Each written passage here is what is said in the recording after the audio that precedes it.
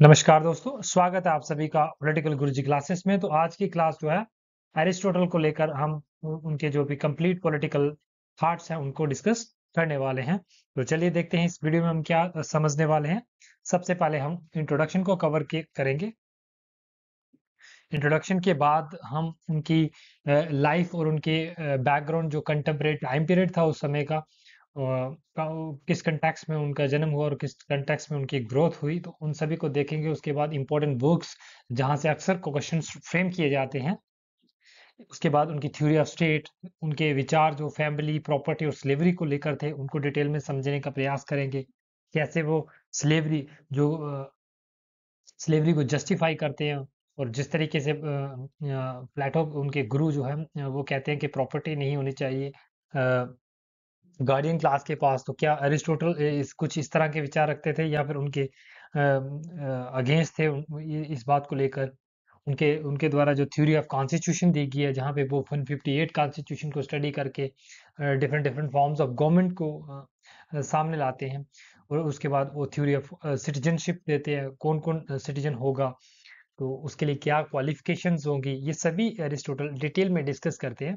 तो हम भी जो है इस क्लास में उनके सभी विचारों को जो है डिस्कस करेंगे। उसके बाद उनकी थ्योरी ऑफ जस्टिस, जस्टिस क्या है, उनके द्वारा जो जस्टिस की डेफिनेशन दी गई है उसको समझने का प्रयास करेंगे। उसके बाद थ्योरी ऑफ रेवोल्यूशंस को कवर किया जाएगा। तो ये सभी विचार जो हैं, आप डिफरेंट डिफरेंट बुक्स को जब स्टडी करोगे तो वहां पे देखेंगे इसी प्रकार के विचार जो हैं हर एक पुस्तक में दिए गए हैं। और कुछ में ये टॉपिक मिस भी हैं, तो मैंने कोशिश किया उनके हर एक टॉपिक को जो है, हर एक जो कॉन्सेप्ट है उसको कवर करने का इस वीडियो में प्रयास किया गया है। तो आई होप अगर अगर आप वीडियो के अंत तक बने रहेंगे तो आपके तमाम डाउट एरिस्टोटल को लेकर वो क्लियर हो जाएंगे, आपकी कॉन्सेप्चुअल क्लैरिटी बढ़ जाएगी। और इसके बाद जो है नेक्स्ट हम जो है आज ही जो है एक एमसीक्यूज क्लास भी करेंगे, जहाँ पे डिटेल में एमसीक्यूज डिस्कस किए जाएंगे, ताकि आपकी जो है जो भी आपने इस क्लास में सीखा होगा वो आप प्रैक्टिकल उसको इम्प्लीमेंट कर सकें और अपना प्रैक्टिस कर सकें थ्रू एमसीक्यूज। तो चलिए फर्स्ट कंसेप्ट के साथ वीडियो को स्टार्ट करते हैं। आइए देखते हैं उनके इंट्रोडक्शन। तो प्लेटो कौन थे? प्लेटो एक सॉरी एरिस्टोटल कौन थे? एरिस्टोटल एक एंशियंट ग्रीक फिलोसोफर थे, ठीक है। और इनका जन्म जो है वो 384 बीसी में स्टैग्रा में हुआ था। तो ये डिसाइपल हैं किसके? प्लेटो के। प्लेटो के शिष्य थे और टीचर थे। टीचर किसके थे? अलेक्जेंडर द ग्रेट, जिन्हें सिकंदर के नाम से भी जाना जाता था, उनके ये गुरु थे। उनको उन्होंने शिक्षित किया था। तो आपको पता ही है अलेक्जेंडर द ग्रेट, जिन्होंने बहुत सारी स्टेट्स को कॉन्क्यूर किया था, ठीक है। तो चलिए, इनको फादर ऑफ पॉलिटिकल साइंस भी कहा जाता है। क्यों? क्योंकि इनकी जो क्योंकि ये फर्स्ट सिस्टमैटिक थिंकर थे, और उसके बाद इन्होंने जो राइटिंग प्रोड्यूस की वो on the basis of scientific approach, ठीक है। ये साइंटिफिक अप्रोच को फॉलो करते थे और लॉजिक और रीजनिंग को इन्होंने बहुत ज़्यादा जोर दिया इस बात पे। तो इसलिए इनको फादर ऑफ पॉलिटिकल साइंस भी कहा जाता है। साथ ही साथ इनको फादर ऑफ कंपैरेटिव पॉलिटिक्स भी कहा जाता है। क्यों? क्योंकि इन्होंने 158 डिफरेंट कॉन्स्टिट्यूशंस को स्टडी किया, और कंपैरेटिव स्टडी करने के कारण इनको फादर ऑफ कंपैरेटिव पॉलिटिक्स भी कहा जाता है। फादर ऑफ कंपैरेटिव पॉलिटिक्स भी कहा जाता है। चलिए, उनकी बैकग्राउंड और अर्ली जो लाइफ है उसको समझ लेते हैं। एरिस्टोटल का जन्म जो है वो स्टैग्रा में होता है इन 384 बीसी में, जो नॉर्दर्न ग्रीस में पाया जाता था।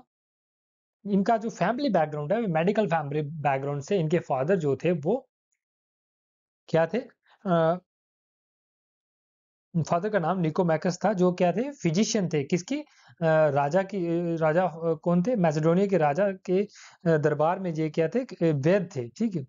और इनकी जो मेडिकल फैमिली बैकग्राउंड होने के कारण इनको इन बायोलॉजी और नेचुरल साइंस में बहुत ज़्यादा इंटरेस्ट था। इसलिए इनकी इनकी जो साइंटिफिक जो साइंटिफिक अप्रोच की तरफ इनका ज़्यादा इंटरेस्ट था। इन्होंने 17 साल की उम्र में जो है प्लेटो की एकेडमी, द एकेडमी को ज्वाइन किया। वहाँ पे पहले उन्होंने वहाँ पे एज अ स्टूडेंट ज्वाइन किया, बाद में वो वहाँ पे टीचर भी रहे। और 20 साल की उम्र में जो है इन्होंने जो है एकेडमी को छोड़ दिया और सॉरी, इन्होंने 20 साल जो है वहां पे बिताए एज अ पहले एज अ स्टूडेंट और फिर उसके बाद एज अ टीचर। तो इतना लंबा कार्यकाल के लिए उन्होंने द एकेडमी में काम किया। तो इन्होंने इसके बाद ये काफी ज्यादा टूर ट्रैवल पे निकल गए, अलग अलग देशों में इन्होंने भ्रमण किया और वहां पे डिफरेंट डिफरेंट कॉन्स्टिट्यूशंस को इन्होंने स्टडी भी किया। स्टडी करने के बाद इन्होंने अपनी एक थ्योरी दी जहाँ पे वो different different forms of government को डिस्कस करते हैं और बताते हैं कि कौन सी फॉर्म ऑफ गवर्नमेंट सुपीरियर है। तो इस तरीके के अप्रोच जो है एरिस्टोटल रखते थे। देखिए इसके बाद हम डिस्कस कर लेते हैं। हाँ, इसके बाद उन्होंने जो अपना अपना खुद का जो इंस्टीट्यूशन है जिसका नाम द लाइजियम था, उसको इन्होंने खोला। वहां पे ये उसके ऑनर थे। इनके इंस्टीट्यूशन का नाम एग्जाम्स में पूछा जाता तो इनका क्या नाम था, लाइजियम, और प्लेटो के इंस्टीट्यूशन का नाम था द अकेडमी। चलिए उनके इंपॉर्टेंट वर्क्स को डिस्कस कर लेते हैं। उनका एक वर्क तो सबसे ज्यादा इंपॉर्टेंट है जो अक्सर एग्जाम्स में पूछा जाता है, लेकिन अब क्या हो रहा है कि जब एग्जामिनर जो है, सॉरी, जो पेपर सेट करने वाला, उसको इन्हीं टॉपिक्स में से ज्यादा क्वेश्चन पूछने होते हैं, तो वो क्या करता है, इन इन टॉपिक्स में हर साल क्वेश्चन पूछे जाते हैं, तो इसलिए उसको डेप्थ में थोड़ा जाना पड़ता है, नहीं तो रिपीटेटिव क्वेश्चन हो जाते हैं। तो इसलिए वो डेप्थ में जाने के कारण वो जो अदर वर्क्स हैं उन पे भी फोकस करना जरूरी है। इनके सभी वर्क्स को हम जो है इस स्लाइड में कवर करेंगे। सबसे पहले निकोमैकन एथिक्स उनकी पुस्तक है। उसके बाद पॉलिटिक्स, उसके metaphysics, poetics, organ, rhetoric, D anaemia. D anaemia का क्या मतलब है? डी एनीमे का मतलब होता है ऑन द सोल। ये सोल के ऊपर जो किताब लिखी गई है, मतलब नेचर ऑफ सोल क्या है वो इसमें डिस्कस किया गया। Next on the heavens. उसके बाद ये सभी जो है महत्व हैं, तो ये आप शुरू कर लीजिए कि अगर जब भी एग्जाम्स में पूछी जाए तो आप इजीली रिकॉल कर पाए। तो चलिए आइए समझते हैं कि perspective of Aristotle as a thinker उनको क्या समझा जाता है, ये हम समझ लेते हैं। हाँ, सबसे पहले एरिस्टोटल को कंजर्वेटिव थिंकर माना जाता है। क्यों कंजर्वेटिव? वो स्टेबिलिटी को प्रेफर करते हैं ओवर चेंज। उनके मुताबिक कोई भी सिस्टम को अगर आपको सुधार लाना है वहां पे, तो आप वहां पे जो है उनकी जो भी उसके नेगेटिव पॉइंट्स हैं उनको हटा के वहां पे अ, उनको रिमूव करना होता है, ना कि पूरे सिस्टम को चेंज करना होता है। जिस तरीके से प्लेटो जो है वो कंप्लीटली डेमोक्रेसी को रिप्लेस करके फिलोसोफर किंग का रूल एस्टेब्लिश करना चाहते थे, वैसे ही उस तरीके से एरिस्टोटल एस्टेब्लिश कोई ऐसी बात नहीं करते हैं। वो कंजर्वेटिव थिंक करते हैं। वो जो भी लूप होल होते हैं किसी सिस्टम में उसको रिमूव करके उसको रेक्टिफाई करने की जरूरत है। इस तरीके के विचार जो है एरिस्टोटल रखते थे। हाँ, एरिस्टोटल बहुत ज्यादा विश्वास करते थे किस पे? कॉमन सेंस पे। उनका मानना था कि उनका क्या उनका मान जो भी रूलर है वो वर्ल्डली वाइज होना चाहिए, rather than vice in the world of idea. ना कि वो विचारों की दुनिया में क्या हो, वाइस हो, बुद्धिमान हो। वो हकीकत जो रियलिटी की जिंदगी है उसमें जो है क्या होना चाहिए, बुद्धिमान होना चाहिए, चतुरता उसमें वो दिखानी चाहिए, ना कि विचारों में ही सिर्फ चतुर होना। ये सही बात नहीं है। एरिस्टोटल को फंक्शनलिस्ट भी कंसिडर किया जाता है क्योंकि उनकी जो यूटिलिटी अप्रोच थी। देखिए आप वो स्लेवरी को कैसे वो यूटिलिटी वहां पे दिखाते हैं, यूटिलिटी अप्रोच। तो क्यों? क्योंकि वो स्लेवरी को असेंशियल मानते हैं। क्योंकि उनका मानना था कि स्लेवरी जो है असेंशियल है both for master as well as slave. इससे क्या होगा, मास्टर को जब स्लेव मिलेंगे तो उनके पास टाइम रहेगा, जो भी अनप्रोडक्टिव काम है वो क्या करेंगे, स्लेव कर लेंगे। जहाँ पे तो जो उनका टाइम सेव होगा वो क्या वहाँ पे एडमिनिस्ट्रेशन को रन करने में अपना पूरा योगदान दे पाएंगे। तो स्लेव्स को भी मौका मिलता है जब अपने मास्टर के साथ रहते हैं तो अपने आप को डेवलप करने का। तो जब वो उनका डेवलपमेंट हो जाएगा तो एरिस्टोटल कहते हैं कि मास्टर की ये रिस्पॉन्सिबिलिटी है अपने स्लेव्स को गुलामियत से मुक्त कर दिया जाना चाहिए। नेक्स्ट वो गोल्डन मीन रूल की बात करते हैं। उनके मुताबिक golden mean is a golden rule, मतलब मिडिल पाथ का बात करते हैं। गोल्डन मीन क्या है, मतलब मिडिल वे, कोई भी एक्सट्रीम एंड पे जाकर किसी भी चीज को फॉलो नहीं करना चाहिए। जैसे कोई आदमी बहुत ज्यादा डरपोक होता है और कोई बहुत ज्यादा ओवर स्मार्ट बनता है, इस तरीके की नहीं, मतलब चतुरता होनी चाहिए आदमी में, लेकिन उसके साथ साथ डर भी नहीं होना चाहिए। एक लिमिटेड वे में मिडिल पाथ को फॉलो करना, इस रूल को जो है वो एरिस्टोटल अपनाने की बात करते हैं। जैसे वो डेमोक्रेसी और आइलिगर्की में एरिस्टोक्रेसी को जो है या फिर पॉलिटी को बेस्ट फॉर्म ऑफ गवर्नमेंट करार देते हैं, क्योंकि पॉलिटी जो है एक मिडिल मैन का रूल होता है वहां पे, जहाँ पे क्वालिटी भी होती है और क्वांटिटी भी होती है, इस तरीके के। इसलिए उन्होंने जो गोल्डन मीन रूल भी अपनाने की बात की। और टेलोलॉजिस्ट, वो एक क्या थे, टेलोलॉजिस्ट। टेलोलॉजिस्ट कौन से होते हैं? ये टेलोलॉजी में, मतलब टेलोलॉजी एक स्कूल ऑफ डेस्टिनी है, मतलब हर एक चीज का जो है एक डेफिनेट डिजाइन है, जो संसार में जन्म लेता है उसका एक पर्पस है, ठीक है। और नेचर, जो प्राकृतिक ने हमारी जो डेस्टिनी है वो पहले से तय की होती है, और सिर्फ हमें उस डेस्टिनी की ओर मूव करना होता है। कुछ इस तरीके के विचार रखते थे एरिस्टोटल। चलिए अब नेक्स्ट हम उनकी जो थ्योरी ऑफ स्टेट है उसको डिस्कस कर लेते हैं। तो थ्योरी ऑफ स्टेट क्या है? उनके मुताबिक एक फेमस कोटेशन है जो एग्जाम्स में पूछी जाती है, one who can live without state is either a beast or a god but can't be a man.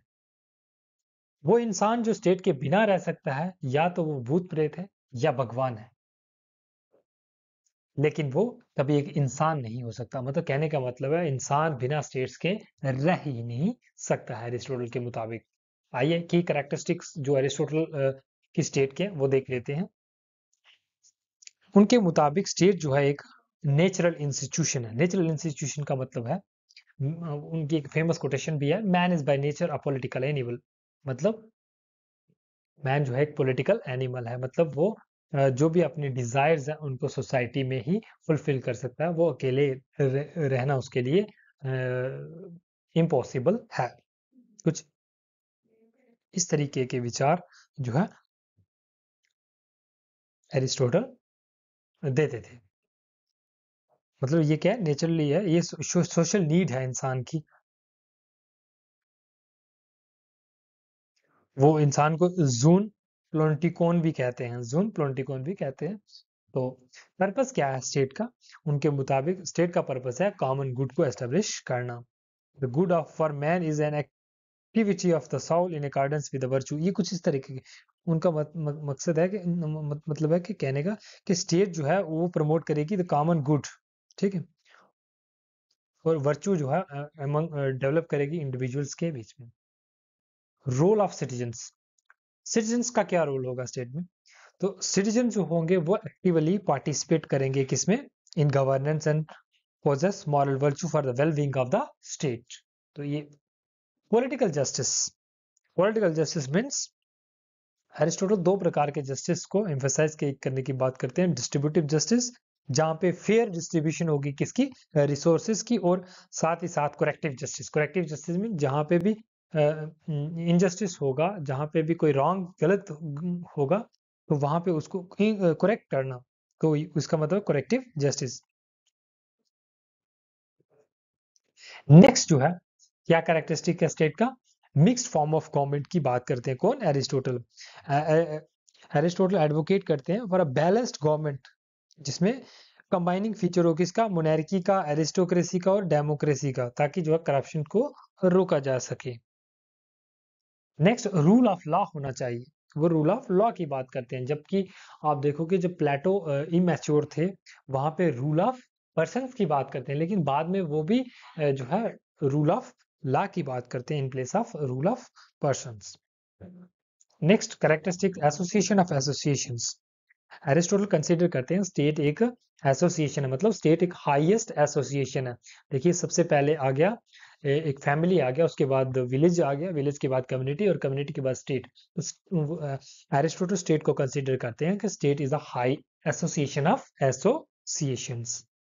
Next, state जो है नेसेसरी है, इसके बिना जो है इंसान की जो डिजायर एंड जो इंटरेस्ट है वो फुलफिल नहीं हो सकते।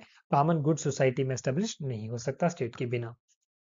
साथ ही साथ वो कंसीडर करते हैं स्टेट जो है प्रायर टू मैन, मतलब उनका कहने का मतलब है क्रोनोलॉजिकली मैन में भी prior to the state but logically state is prior to man. ये एक फेमस कोटेशन है उनकी। यहाँ पे कहने का मतलब है कि इंसान का जो जन्म है वो स्टेट के जन्म से पहले हो सकता है, लेकिन अगर लॉजिकली देखोगे तो स्टेट जो है वो प्रायर है, मतलब स्टेट जो है इंसान से ऊपर है, सुपीरियर है, परे है। ठीक। नेक्स्ट हम एरिस्टोटल के जो विचार उन्होंने दिए हैं किसके ऊपर, प्रॉपर्टी को लेकर, आइए समझते हैं। जैसे कि आप उनके गुरु जो है थे प्लेटो, वो प्रॉपर्टी को ओन करने के लिए सिर्फ अलाउ करते हैं किसको, जो लेबर क्लास है या फिर जो प्रोड्यूसर क्लास है उसको अलाउ करते हैं। वो गॉर्डियन क्लास जिसमें फिलोसफर किंग आ गया या फिर सोल्जर्स आ गया, उनको जो है प्रॉपर्टी को ओन करने से स्ट्रिक्टली प्रोहिबिट करते हैं, मना करते हैं। तो यहाँ पे एरिस्टोटल कहते हैं कि आप किसी को प्रॉपर्टी से वंचित नहीं रख सकते, प्रॉपर्टी को एक्वायर करना ये एक नेचुरल इंस्टिंक्ट है।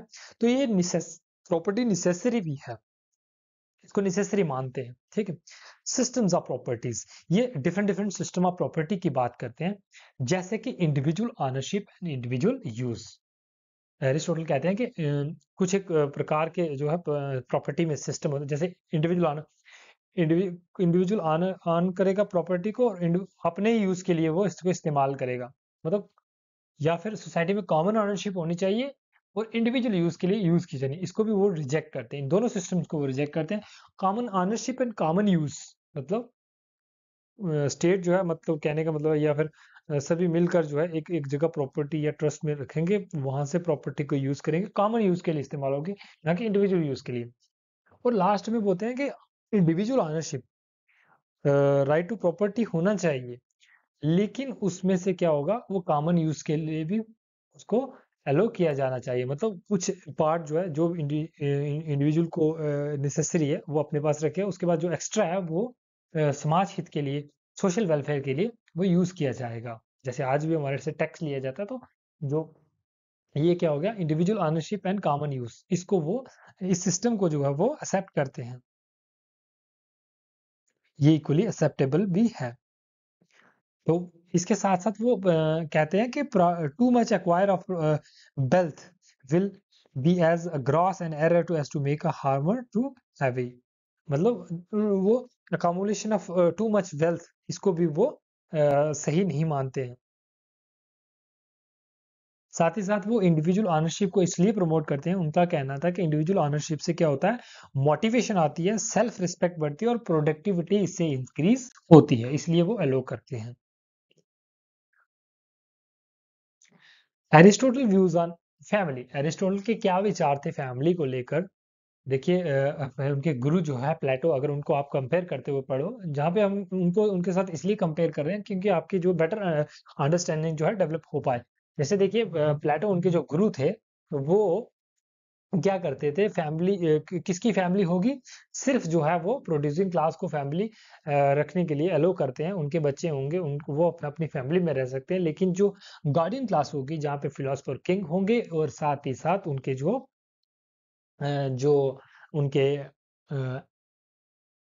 चिल्ड्रन होंगे वो उनसे अलग कर लिए जाएंगे, उनकी वाइफ्स कॉमन वाइफ्स होंगी और उनको जो है बैरक में रखा जाएगा और स्टेट कंट्रोल में उनके चिल्ड्रन रहेंगे, उनको कोई पता नहीं होगा कि क्या उनके बच्चे कौन हैं, क्योंकि वो उनका जो ध्यान है वो फैमिली से हटाकर जो है राज्य की भलाई में, एडमिनिस्ट्रेशन को अच्छे से चलाने में लगाने का प्रयास करना चाहते थे। जबकि एरिस्टोटल मानते हैं कि ये इंसान की जो प्रकृति है उसके खिलाफ है। कैसे एक इंसान जो अपनी फैमिली के बिना रह सकता है, तो वो फैमिली को जो है एक बेसिक यूनिट मानते हैं सोसाइटी का। और फैमिली एक नेचुरल एसोसिएशन है जहाँ पे एवरीडे की जो नीड्स हैं वो पूरी हो सकती हैं, और जब फैमिलीज मिलकर जो है वो विलेज का निर्माण करती है, विलेज से जो है सिटी स्टेट्स का डेवलपमेंट होता है। फैमिली का क्या पर्पस है? फैमिली का पर्पस है biological, emotional and educational needs जो है वो इंडिविजुअल्स की पूरी होती है फैमिली से। हायरार्की इन फैमिली, एरिस्टोटल मानते हैं कि फैमिली में हायरार्की होती है। सबसे पहले वो मैन को रखते हैं, अ, क्योंकि मैन मैन की जो रैशनल कैपेसिटी है उसके कारण उसको जो है सुपीरियर माना जाता है। वुमेन जो है वो लेस रैशनल होती हैं और ज्यादातर जो हाउस होल्ड कामों में व्यस्त होती हैं, तो ये उनको सेकंड नंबर पे रखते हैं। चिल्ड्रन की जो भी वो पेरेंटल कंट्रोल में रहने चाहिए जब तक वो मेच्योर होते हैं। और स्लेव जो है वो naturally suited to serve forming part of, क्योंकि वो नेचुरली जो है लैक ऑफ रीजन होता है उनमें से, उनमें तो वो क्या होता है, उनको जो है मास्टर्स की गाइडेंस में रहना जरूरी होता है। Next marriage. मैरिज क्या है? एरिस्टोटल मैरिज को जो कि नेचुरल पार्टनरशिप मानते हैं फॉर म्यूचुअल असिस्टेंस के लिए, जहाँ पे वो कंप्लीमेंट्री रोल की बात करते हैं कि जैसे मैन गवर्न करेगा और वुमेन उसको सपोर्ट करेगी, तो ये उनके मैन गवर्न वुमेन सपोर्ट, इस विचार के साथ जो है वो फैमिली के प्रति उनके कुछ इस प्रकार के विचार थे। Next, Aristotle views on slavery.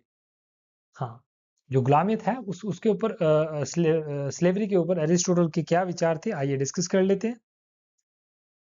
सबसे पहले उनकी एक फेमस कोटेशन है, it is unjust to treat equals unequally, it is equally unjust to treat unequals equally.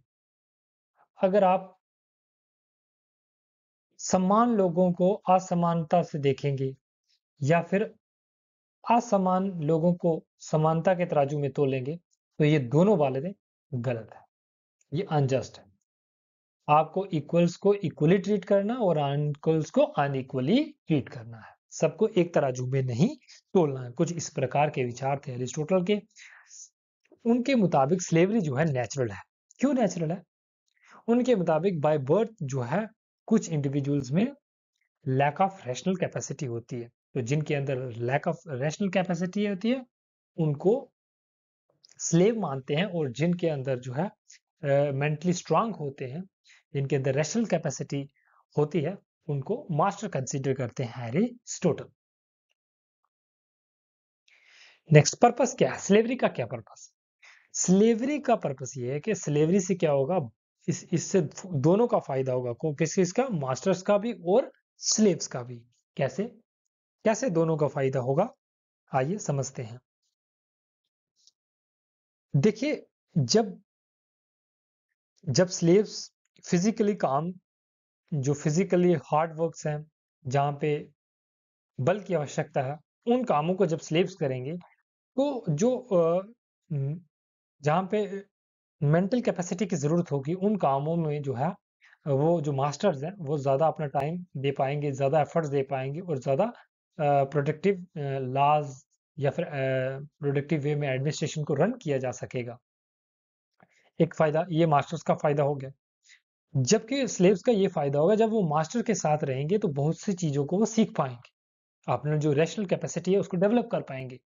और एरिस्टोटल कहते हैं कि जब स्लेव पूरी तरीके से अपने आप को डेवलप कर लें, उनकी ग्रोथ हो जाए, तो मास्टर जो है उनको फ्री कर दें, वो उनको प्यार से ट्रीट करने की बात करते हैं, ह्यूमन वे में उनको ट्रीट करें, इन ह्यूमन वे में ट्रीट नहीं किया जाना चाहिए।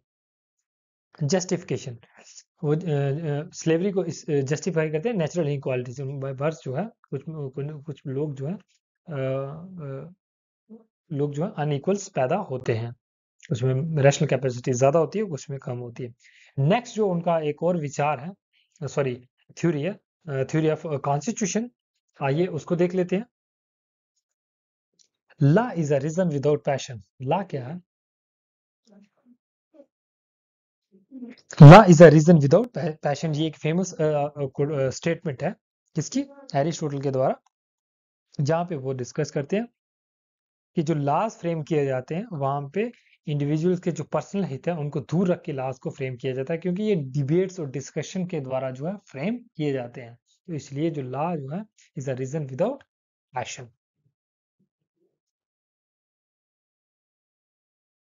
उनके मुताबिक कॉन्स्टिट्यूशन जो है वो क्या है?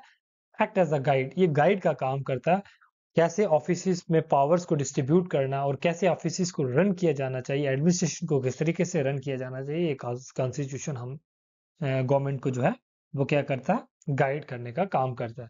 कॉन्स्टिट्यूशन का क्या पर्पस है? कॉन्स्टिट्यूशन का पर्पस है कॉमन जस्ट गुड को एस्टेब्लिश करना, और जब कॉमन गुड होगा तो उससे हार्मोनी होगी और जस्टिस एस्टेब्लिश होगा सोसाइटी में। टाइप्स ऑफ कॉन्स्टिट्यूशन, देखिए उनको फादर ऑफ कंपैरेटिव पॉलिटिक्स भी कहा जाता है, क्योंकि उन्होंने डिफरेंट डिफरेंट कॉन्स्टिट्यूशन को स्टडी किया था और उन्होंने कॉन्स्टिट्यूशन को क्लासिफाई करते हैं वो डिफरेंट फॉर्म्स ऑफ गवर्नमेंट में।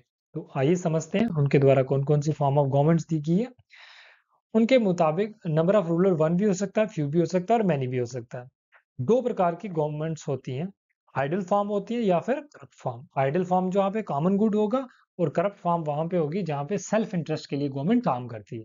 वो जब एक सिंगल व्यक्ति का रूल होगा, कॉमन गुड के लिए होगा, उसको मोनेर्की कंसिडर करते हैं, और जब वो सेल्फ इंटरेस्ट के लिए काम करेगा वो टायरनी कहलाएगा।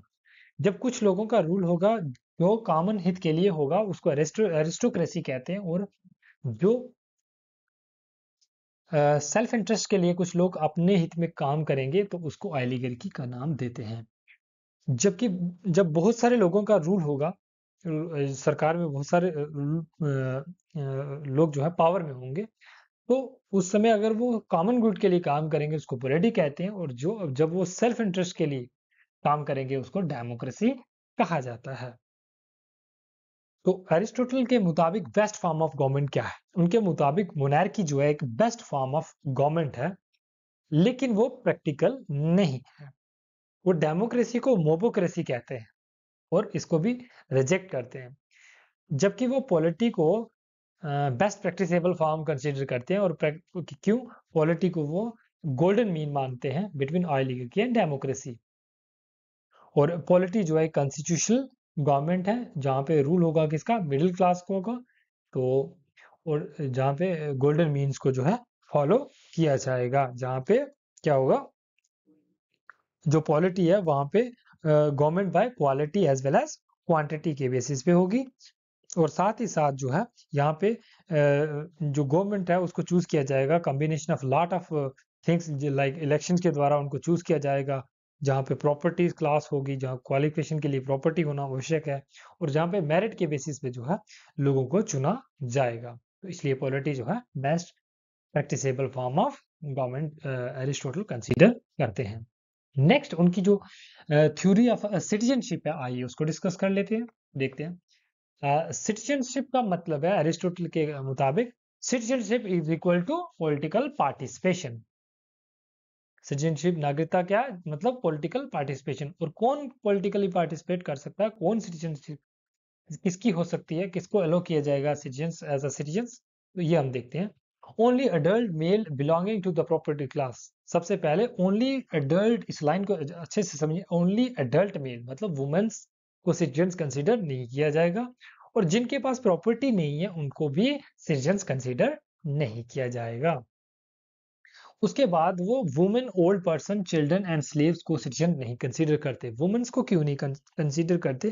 क्योंकि उनका मानना था कि citizenship is equal to political participation, और वुमेन्स के पास जो है टाइम नहीं होता, टाइम की कमी के कारण, क्योंकि उनको हाउस होल्ड्स, चाइल्ड केयरिंग आदि कामों में व्यस्त होती है, तो उनके पास टाइम नहीं है। तो जब टाइम वो एक्टिवली पार्टिसिपेट नहीं करेंगे तो वो सिटीजन नहीं कहलाएंगे। ओल्ड पर्सन जो क्योंकि उनका जो फिजिकल बैरियर के कारण उनको जो है, अब वो बूढ़े हो चुके हैं, वो एक्टिवली पार्टिसिपेट नहीं कर सकते, इसलिए उनको अभी सिटीजन कंसीडर नहीं करते। चिल्ड्रन जो कि अभी इमैच्योर है उनको भी सिटीजन कंसीडर नहीं किया जाता। स्लेव्स जो कि क्या है, जिनमें लैक ऑफ रीजन है, इसलिए वो भी सिटीजन नहीं कंसीडर किए जाते। तो यहाँ से क्वेश्चन फ्रेम हो सकता है कि एरिस्टोटल के मुताबिक जिस एरिस्टोटल की जो स्टेट है या फिर जो उनकी थ्योरी ऑफ सिटीजन है उसके मुताबिक कौन कौन सिटीजन हो सकता है, तो यहाँ से क्वेश्चन फ्रेम किया जा सकता है। नेक्स्ट उनकी थ्योरी ऑफ जस्टिस को डिस्कस कर लेते हैं, जो कि उनकी इंपॉर्टेंट किताब निकोमैकन एथिक्स में जो है, यहाँ पे प्राइमरली उनकी थ्योरी ऑफ जस्टिस को डिस्कस किया गया है।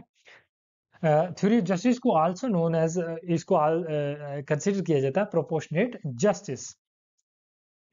प्रोपोर्शनेट इक्वालिटी की बात करते हैं एरिस्टोटल में, इसका मतलब होता है कि रिवार्ड्स और रिसोर्सेज को डिस्ट्रीब्यूट किया जाना चाहिए according to each person's merit या और कंट्रीब्यूशन टू द सोसाइटी। जो भी एक इंडिविजुअल की उसकी कंट्रीब्यूशन है, योगदान है सोसाइटी के प्रति, वो क्या योगदान दे रहा है या फिर उसका क्या मेरिट है, उसके बेसिस पर उसको जो है रिसोर्सेज या फिर रिवॉर्ड्स दिए जाने चाहिए। Next, justice as a mean to strike a balance. Justice means, justice का मतलब है कि बैलेंस मेंटेन करके रखना किस किस के बीच में।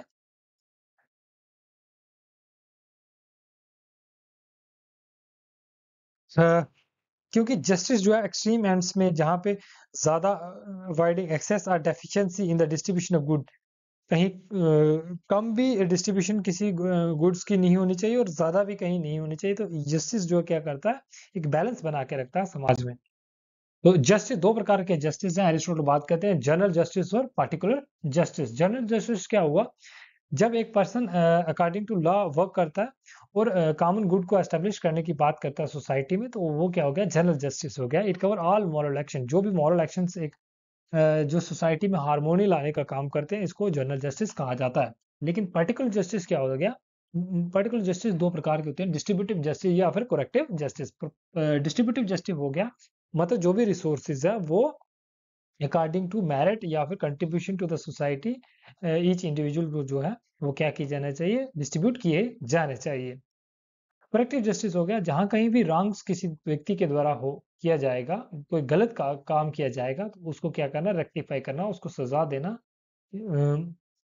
तो ये क्या हो गया, करेक्टिव जस्टिस हो गया। नेक्स्ट, उनकी जो थ्योरी ऑफ रेवोल्यूशन है, आइए इसको देख लेते हैं, जो कि उनकी मुख्य किताब पॉलिटिक्स में डिस्कस किया गया। जो मोस्टली जो है थ्योरी ऑफ रेवोल्यूशन जो है पॉलिटिक्स में डिस्कस किया गया। रेवोल्यूशन क्या है अरिस्टोटल के मुताबिक, एनी चेंज बिग और स्मॉल, पीसफुल और वायलेंट इज रेवोल्यूशन। कोई भी चेंज, चाहे वो छोटी हो या बड़ी हो, चाहे शांतिपूर्वक हो या फिर वायलेंट हो, इसको रेवोल्यूशन कंसीडर करते हैं एरिस्टोटल। एरिस्टोटल आपको पता है ये कंजर्वेटिव थिंक करते, वो प्रेफर करते थे स्टेबिलिटी को चेंज के ऊपर। उनके मुताबिक किसी सिस्टम में अगर कोई लूप होल है, उसको करेक्ट करके उसमें सुधार लाए जाने चाहिए, उसको रेक्टिफाई किया जाना चाहिए, ना कि उस पूरे सिस्टम को चेंज करना चाहिए। रेवोल्यूशन के क्या क्या कारण हो सकते हैं एरिस्टोटल के मुताबिक, इनइक्वालिटी। जब समाज में इनइक्वालिटीज होगी तो जाहिर सी बात है वहां पे रेवोल्यूशन की भावना जो है वो पैदा होगी। फैक्शनलिज्म मतलब जब कुछ गुट में जो है सोसाइटी बढ़ जाती है, जैसे रिच पुअर हो गया, इस तरीके के अगर गुटों में बढ़ जाएगी सोसाइटी, तो वहां पे भी चांसेस है रेवोल्यूशन के। करप्शन, जब करप्शन होगी तो ये भी कारण है रेवोल्यूशन का। रैपिड पावर शिफ्ट, जब पावर शिफ्ट होती है तो तब भी एक रेवोल्यूशन का कारण डिसकंटेंट और फियर।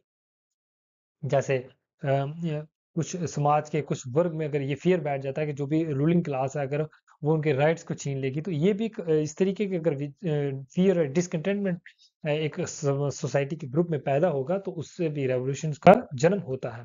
तो इनको इस रेवोल्यूशन को कैसे रोका जा सके, according to Aristotle, balance constitution होना चाहिए। मतलब गोल्डन मीन गोल्डन रूल को फॉलो किया जाना चाहिए। मॉडरेशन इन पॉलिसीज, जो पॉलिसीज है उनको उनमें मॉडरेशन होनी चाहिए, मतलब बीच का रास्ता जो है अपनाया जाना चाहिए। जस्टिस एंड फेयर ट्रीटमेंट, हर एक के साथ जस्टिस होना चाहिए और फेयर ट्रीटमेंट होना चाहिए, मतलब उसको प्रोपोर्शनेट जस्टिस या फिर प्रोपोर्शनल इक्वालिटी होनी चाहिए।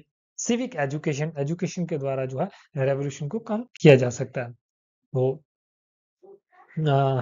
ये उनके विचार थे। सभी कॉन्सेप्ट्स को आई होप हमने कवर कर लिया। तो कंक्लूजन देख लेते हैं। एरिस्टोटल जो थे क्या थे, एक रियलिस्टिक थिंकर थे, क्योंकि उनकी प्रैग्मेटिक और प्रैक्टिकल अप्रोच होने के कारण उनको रियलिस्टिक थिंकर कंसीडर किया जाता है। और साथ ही साथ उन्होंने जो कंपैरेटिव मेथड का फाउंडेशन किया, क्योंकि 158 कॉन्स्टिट्यूशन को स्टडी करना, उसके बाद गवर्नमेंट्स को क्लासिफाई करना अंडर डिफरेंट कैटेगरीज, तो ये सभी कारण उनको फादर ऑफ कंपैरेटिव पॉलिटिक्स भी कहा जाता है। और साइंटिफिक एंड रैशनल अप्रोच होने के कारण उनको फादर ऑफ पॉलिटिकल साइंस भी कहा जाता है। तो ये आई होप एरिस्टोटल के प्रति जितने भी कॉन्सेप्ट्स है वो आपको क्लियर हो चुके होंगे। तो हम जल्द ही जो है एमसीक्यूज भी डिस्कस करने वाले हैं, तो बने रहिए चैनल के साथ। तो अगर आपको मेरा कंटेंट अच्छा लगा, आपको वीडियो अच्छी लगी, बेनिफिशियल है, तो आपके लिए तो प्लीज़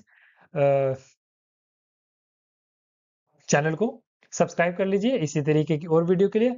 नेक्स्ट हम जो है मैकेवली को डिस्कस करने वाले हैं और इसी तरीके से सभी थिंकर्स को उसके साथ साथ पहले थिंकर को उसके कॉन्सेप्ट को क्लियर करना, उसके बाद साथ ही उसी दिन उसको उस थिंकर के ऊपर एमसीक्यूज को डिस्कस करना। तो वीडियो अच्छी लगी तो प्लीज लाइक कीजिए, कमेंट कीजिए नीचे कमेंट सेक्शन में, और दोस्तों के साथ शेयर कीजिए। और अगर आपने अभी तक चैनल को सब्सक्राइब नहीं किया तो प्लीज चैनल को सब्सक्राइब कर लीजिए इसी तरीके की और वीडियो के लिए। Thanks for watching, stay tuned with the channel.